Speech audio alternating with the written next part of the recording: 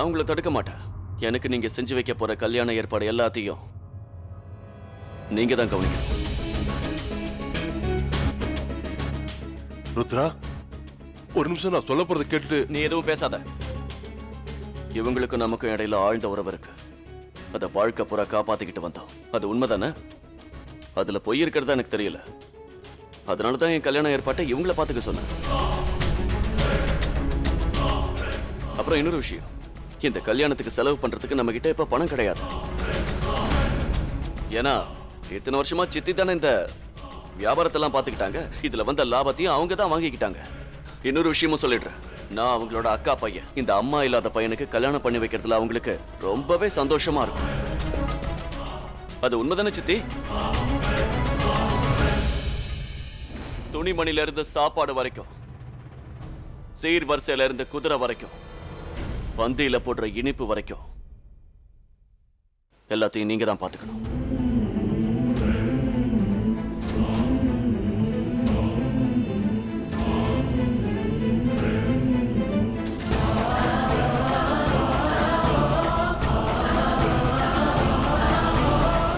ஒரு விஷயத்தை உங்ககிட்ட சொல்லிடுறேன் சித்தி. சின்ன வயசுல இருந்தே ஏகப்பட்ட ஆசை எதிர்பார்ப்புகளோட இருந்தேன்.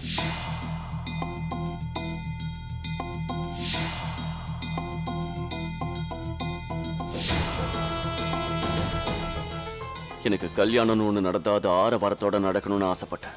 இந்த கிராமத்துல மட்டும் இல்ல, அக்கம் பக்கத்துல இருக்கிற எந்த ஒரு கிராமத்திலையும் இப்படி ஒரு கல்யாணத்தை பார்த்திருக்க கூடாது. இந்த கல்யாணம் நடக்கிறது உங்க மான மரியாதை சம்பந்தப்பட்ட விஷயம். அதுக்கு அவமானம் வர மாதிரி நீங்க நடந்துக்க மாட்டீங்கன்னு நம்புறேன்.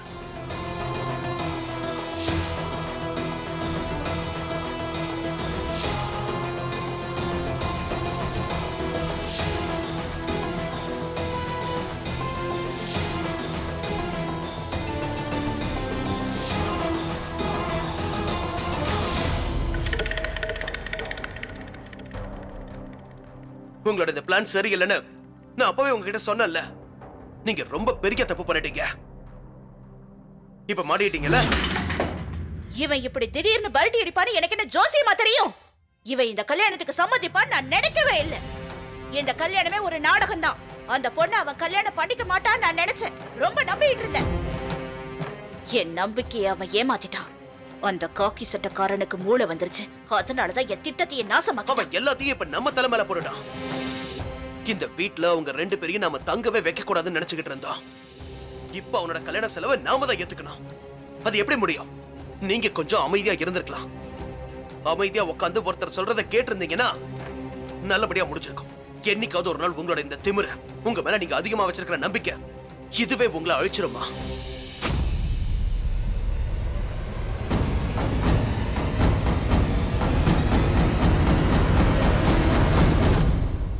என்ன நினைச்சுக்கிட்டு இருக்கீங்க?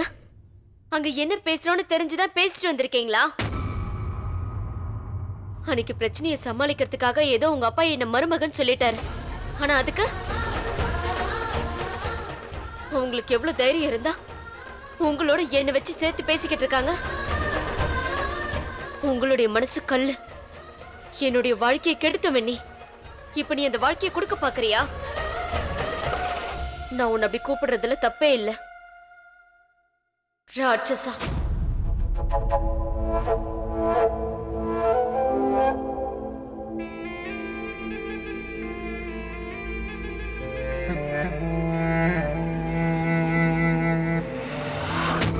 உன்கிட்ட தானே பேசிக்கிட்டு இருக்க. பதில் சொல்லாம எங்க போயிட்டு இருக்க?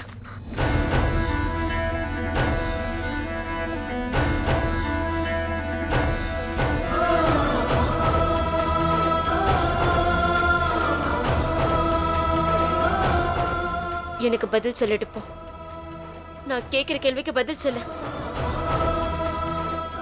உங்க வீட்டுல இருக்கிறதுனால என்னால இதெல்லாம் பொறுத்துக்க முடியல. இது எல்லாத்தையும் பொறுத்துக்க வேண்டிய அவசியம் எனக்கு இல்ல. என் வாழ்க்கை என்னங்கிறது எனக்கு தெரியும். என் தலையில என்ன எழுதிருக்கு தெரியுமா? எனக்கு இதுக்கப்புறம் கல்யாணங்கிறது ஒண்ணும் கிடையாது. அப்படியே நடந்தாலும் நான் கல்யாணம் எல்லாம் பண்ணிக்க மாட்டேன். எனக்கு அது தேவையே இல்லை. ஒழுங்கா நீ வெளியில போய் சொல்லு. நீ பண்றதெல்லாம் பார்க்கும்போது என் உடம்பு அப்படி பத்திக்கிட்டு எரியுது. உன்னால பொறுத்துக்க முடியல. அதை கேட்டா உன் உடம்பெல்லாம் எரியுதில்ல? அப்படின்னா நீ பண்ண தப்ப ஒத்துக்கிறியா? அன்னைக்கு நடந்தது ஏன் கல்யாண ஊர்வலம் இல்ல, ஆயுதத்தை கடத்தினாங்கன்னு ஒத்துக்க. எங்க ஊரு அந்த ஜமீன்தார் தேஜாபத் அவன் நல்லவன் கிடையாது, ஆயுதத்தை கடத்துறவன், இந்த நாட்டோட துரோகின்னு நீ ஒத்துக்க. நான் உன்னை விட்டுடுவேன், நீ போலாம். இந்த கல்யாணம், இந்த அவமானம், உன் உடம்புல ஏற்படுற எரிச்சல், இதெல்லாம் இல்லாம நான் உன்னை விடுதலை பண்ணிடுவேன். நீ ஒத்துக்கிட்டா அது நடக்கும்.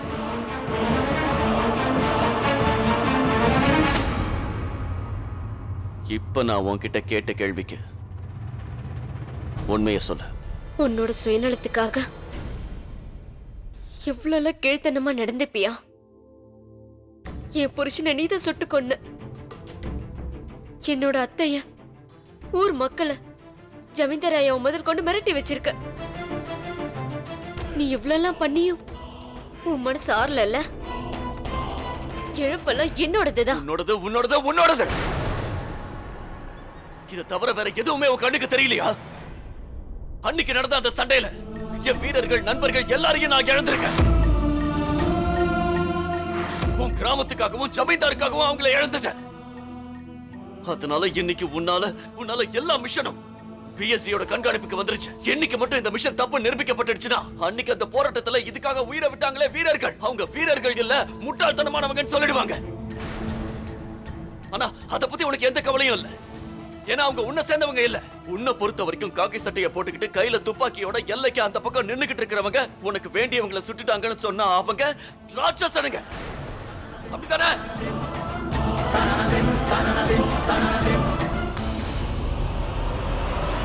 இன்னொரு விஷயம், சண்டையில ஒரு வீரன் இறந்தான். அவனோட அம்மாவுக்கு அவனை தவிர வேற யாரும். இப்ப அவங்க தனியா இருக்காங்க. அதே மாதிரி இன்னொரு வீரன், அந்த வீரனுக்கும் உலகம் தெரியாத சின்ன சின்ன குழந்தைங்க இருக்காங்க. இப்ப அந்த குழந்தைங்க வாழ்க்கை பூரா தன்னோட அப்பாவை இழந்துட்டு நிக்கிறாங்க. அந்த குழந்தைங்களுக்கு அப்பாங்கிற உறவே இல்லாம போயிடுச்சு. அந்த குழந்தைங்களுக்காகவும் அம்மாவுக்காகவும் நீ ஜமீன்தார் குற்றவாளிங்கிறத ஒத்துக்கணும். அது மட்டும் நடக்கலனா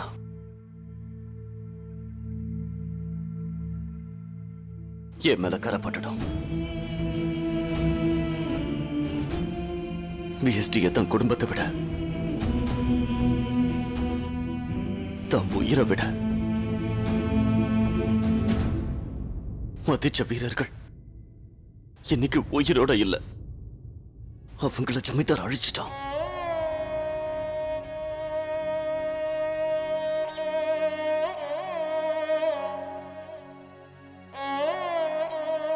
தன்னோட தாயை விட அதிகமா தன்னோட தாய் நாட்டு மேல உயிரை வச்சிருந்தானே அந்த வீரன், அவனை அழிச்சிட்டானே.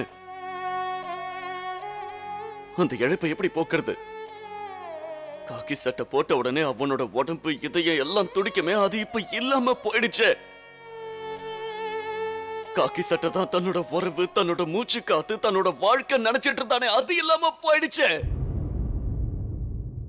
இத பத்தி எல்லாம் உனக்கு எந்த கவலையும் இல்ல. பிஎஸ்டி காரங்க கொலைகார பாவிங்க. இந்த நாட்டுக்காக நம்பிக்கை துரோகம் பண்ண துரோகிங்கன்னு அந்த ஜமீன்தார் சொல்றான். அப்படிப்பட்டவனை சும்மா விட்டுற சொல்றியா? எத்தனையோ வீரர்கள் போராடி உயிரை விட்டு இந்த நாட்டுக்கு சுதந்திரம் வாங்கி கொடுத்தாங்க. அதை எவனோ ஒருத்த சுலபமா பறிச்சுட்டு போக நான் விட மாட்டேன். டேபிள் மேல ஒரு பேப்பர் வச்சிருக்க, அதுல சைன் பண்ணிடு. நீ சைன் பண்ணினா நான் கொடுத்த வாக்குப்படி நடந்துப்பேன். நீ சைன் பண்ணலன்னா நடக்க போற இந்த கல்யாணத்தை யாராலையும் தடுக்க முடியாது. அவங்க ஏற்பாடு பண்ணபடி நிச்சயமா 4 நாள்ல இந்த கல்யாணம் நடந்தே தீரும். இப்ப என்ன முடிவெடுக்கிறதுன்னு நீயே யோசனை பண்ண. இந்த ரூம்ல ஒரு மூலையில உட்காந்துக்கிட்டு நடந்ததை எல்லாம் யோசனை பண்ணி பாரு. உனக்கு தாலி கட்டின உன் புருஷனை உன் கண்ணெதிரிலேயே எவன் கொலை பண்ணானோ அவன் கையால தாலி கட்டிக்கணுமான்னு யோசனை பண்ணி பாரு. அன்னைக்கு என்னமோ என்கிட்ட சவால் விட்டிய. என்ன சவால் விட்ட? ஒரு மனுஷன் இவ்வளவு கீழ்த்தரமா நடந்துக்க முடியுமான்னு என்கிட்ட கேட்டல. என்னோட மிஷனுக்காகவும் என்னோட இறந்து போன வீரர்களுக்காகவும் இந்த நாட்டோட மான மரியாதையை காப்பாத்துறதுக்காகவும் நான் எவ்வளவு வேணாலும் கீழ்த்தரமா நடந்துப்பேன்.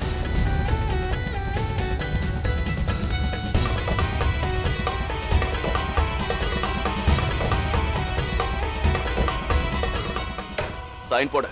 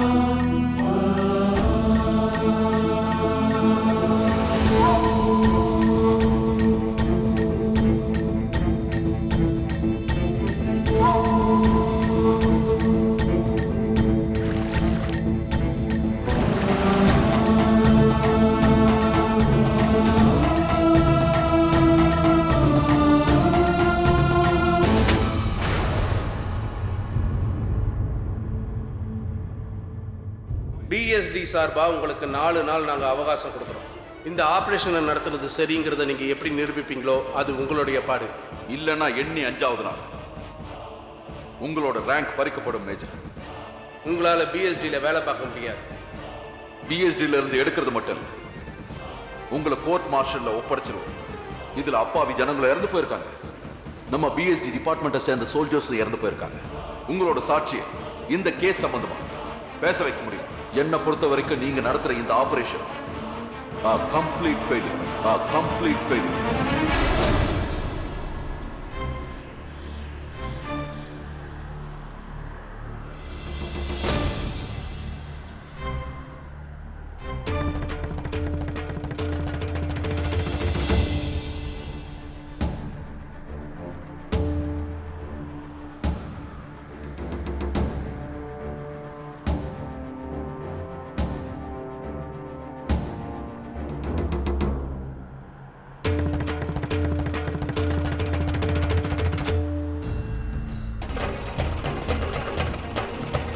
ஒத்துக்கிறியா? அந்த ஜமீன்தார் தேஜாவத் அவன் நல்லவன் கிடையாது, ஆயுதத்தை கடத்துறவன், இந்த நாட்டோட துரோகின்னு நீ ஒத்துக்க. நான் உன்னை விட்டுடுவேன், நீ போலாம். இந்த கல்யாணம், இந்த அவமானம், உன் உடம்புல ஏற்படுற எரிச்சல், இதெல்லாம் இல்லாம நான் உன்னை விடுதலை பண்ணிடுவேன்.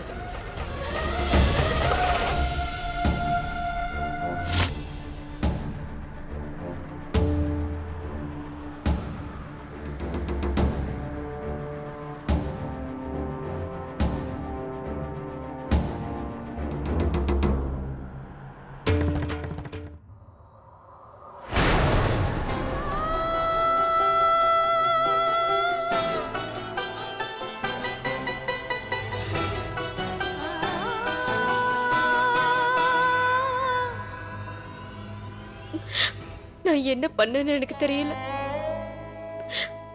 எங்க போனாலும் உங்க புள்ள என்ன விட மாட்டேங்கிறாரு. தப்பிக்க முயற்சி பண்ணா என்ன விட மாட்டேங்கிறாரு. தற்கொலை பண்ணிக்கலன்னு பார்த்தா அதுக்கும் விட மாட்டேங்கிறாரு. அவரோட சுயநலத்துக்காக என்ன ஒரு பொம்மையை ஆட்டி வச்சுக்கிட்டு இருக்காரு. அதுக்கு என்ன பண்ண போற? அவன் சொன்ன மாதிரி பேப்பர்ல சைன் பண்ண மாட்டியா?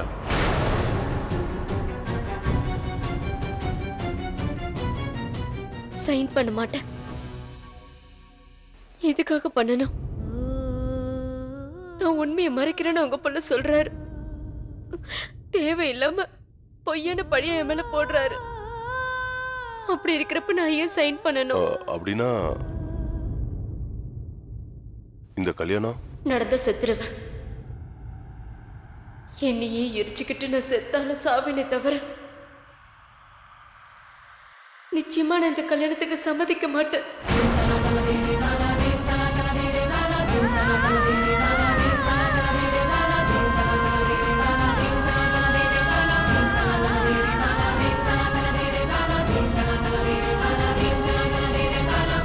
அம்மா, நீங்க ஏன் புரிஞ்சுக்கவே மாட்டேங்கிறீங்க? அந்த ருத்ரா இந்த கல்யாணத்துக்கு தயாரா இருக்கான். இதுல இருந்தே உங்களுக்கு தெரியல நடக்க போற இந்த கல்யாணம் பார்வதி இதெல்லாம் பொய் இல்லைன்னு? ஆமாண்டா, இதெல்லாம் பொய் தான். அவன் ஒத்துக்கிட்டா மட்டும் என்ன நடக்க போகுது? நீ என்னடா பேசுற? அவன் கல்யாணத்துக்கு நீ என்ன எல்லாருக்கும் இனிப்பு கொடுக்க போறியா? அப்படி நீ கொடுத்தா அவன் கல்யாணத்துக்காக கொடுத்த இனிப்பா இருக்காது, நம்ம அழிவுக்கானதா இருக்கும். அந்த பொண்ணு மட்டும் இந்த வீட்டு மருமகளா கால் எடுத்து வச்சானா நாம எல்லாரும் வீட்டை விட்டு வெளியில போக வேண்டியதுதான். ஆனா அம்மா, வாய மூடு. முதல்ல என் கூட வா. வா, அங்க பாரு. சந்தோஷமே இல்ல, ஏதோ இழவு வீட்டுல இருக்கிற மாதிரி இருக்காங்க. இதுல இருந்தே உனக்கு தெரியல இவங்க சொல்றது எல்லாம் போய். இந்த கல்யாணம், இந்த பொண்ணு பார்வதி எல்லாமே நாடகம். ருத்ரா திடீர்னு இந்த வீட்டுக்கு வந்ததும் நாடகம் தான். அதுக்கப்புறம் இந்த மகாராணி ரூம்ல இருந்து திடீர்னு வெளியில வரா. ஆனா ருத்ராவுக்கு சின்ன வயசுலயே பொண்ணுங்களை வெறுக்கணும்னு உங்க பெரியப்பா சொல்லி கொடுத்திருக்காரு. ஆனா என்னமோ தெரியல, இந்த பொண்ணை மட்டும் காப்பாத்திட்டு இருக்காரு. அவங்க எல்லாரும் சேர்ந்து நம்ம கிட்ட ஏதோ ஒரு உண்மையை மறைக்கிறாங்க.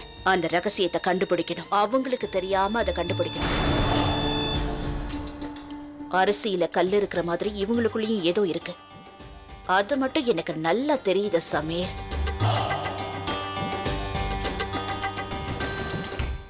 ருத்ராவை சாதாரணமா எடை போட்டுடாத சமீர். அவன் திறமையா செயல்படுவான். உங்க புத்தி ரொம்ப நல்லாவே வேலை செய்யுது. என்னது? இந்த கிண்டல் பண்ற வேலைய வேற யார்கிட்டயாவது வச்சுக்க, என்கிட்ட வச்சுக்காத. நீ இங்கே நின்னுட்டு இருந்தா யாரும் உன்னை தேடி வந்ததை சொல்ல மாட்டாங்க. நாம தான் போய் அதை கண்டுபிடிக்கணும். நீ போய் தேடு, தேடி கண்டுபிடிச்சிட்டு வா. இந்த பொண்ணு யாருங்கிறத முதல்ல கண்டுபிடி. இவ ஜாதகத்தை தேடி கொண்டு வா. இன்னொரு விஷயம், இவளை பத்தின எல்லா விவரங்களையும் தேடி கண்டுபிடிக்கிற வரைக்கும் இந்த வீட்டு பக்கமே வரக்கூடாது. ஆனா அம்மா, நான் எப்படி வெளியில இருக்கிறது? உன்னால அதை கண்டுபிடிக்க முடியலன்னா வாழ்நாள் பூரா நீ வெளியிலே தான் இருக்கணும். ஞாபகம் வச்சுக்க, இன்னும் 4 நாள் தான் இருக்கு. அதுக்குள்ள நாம இதை கண்டுபிடிச்சு ஆகணும். புரிஞ்சுதா? சரிங்கம்மா.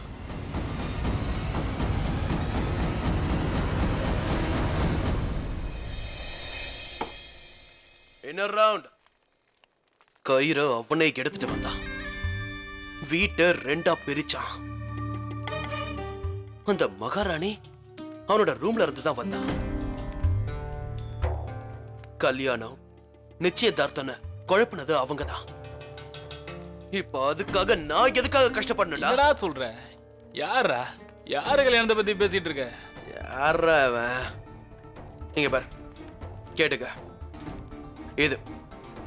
இந்த மகாராணி தான் அறையில இருந்தா. இப்ப கல்யாணம் பண்ணிக்கிட்டு கல்யாண பொண்ணா மாற போறா. சரியா?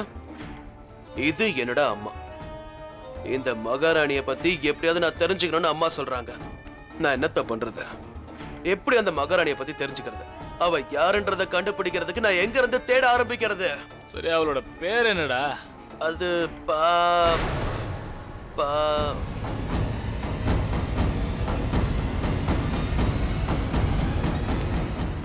அவளோட பேர் என்னன்னு எனக்கு சரியா தெரியல. இப்ப பேர்ல என்ன இருக்கு? விஷயம் என்னன்னா, அவளோட ஊரு ஜெய்ப்பூர்னு சொன்னா. ஆனா அவ பொய் சொல்றான்னு என்னோட அம்மா சொல்றாங்க.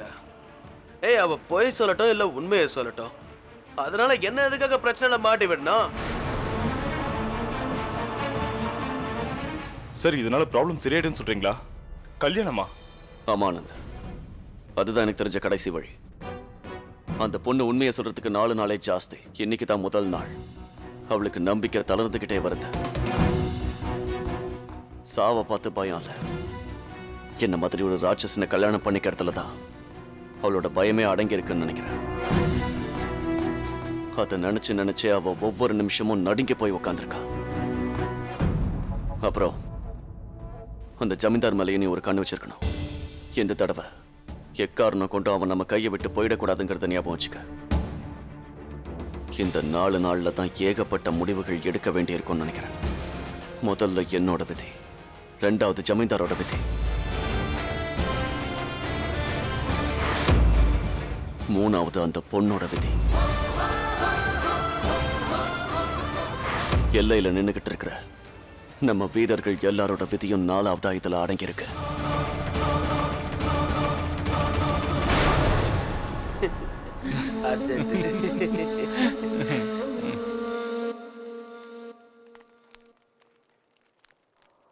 கொஞ்சம் நில்லுப்பா. யார் நீங்க? பாட்டு பாட வந்தவங்களா? ஏதாவது பழைய பாட்டா பாடுங்க, எனக்கு ரொம்ப பிடிக்கும். அதெல்லாம் இருக்கட்டும். உங்க அம்மா யாரையோ கண்டுபிடிக்கணும்னு சொல்லியிருக்காங்கன்னு சொன்னியே, அதான் இவ்வளவு நேரம் உன் ஃப்ரெண்ட்ஸ் கிட்ட யாரோ ஒரு பொண்ணை பத்தி பேசிக்கிட்டு இருந்தியே. ஆ, அதுக்கு என்ன அந்த பொண்ணை பத்தி தெரியுமா? ம், நீங்க ஜெய்ப்பூரை சேர்ந்தவங்களா? உங்க முகத்தை பார்த்தா அப்படி தெரியலையே.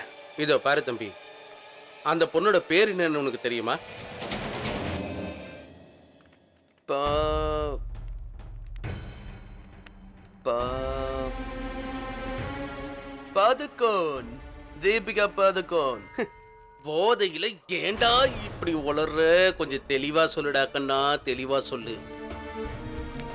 கொஞ்சம் நல்லா யோசனை பண்ணி சொல்லு. நல்லா யோசனை பண்ணி பாரு, அந்த பொண்ணோட பேர் என்னன்னு ஞாபகம் வருதா பாரு. ஏன்னா எங்க ஊர்லயும் ஒரு பொண்ணு காணாம போயிருக்காப்பா. ஒருவேளை அந்த பொண்ணா இருக்குமோன்னு எனக்கு தோணுச்சு. போட்டோ காட்டுங்க.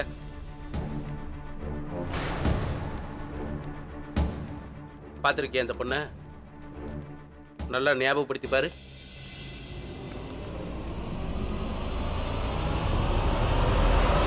பாத்திருக்க, இவளை நான் பாத்திருக்கேன்.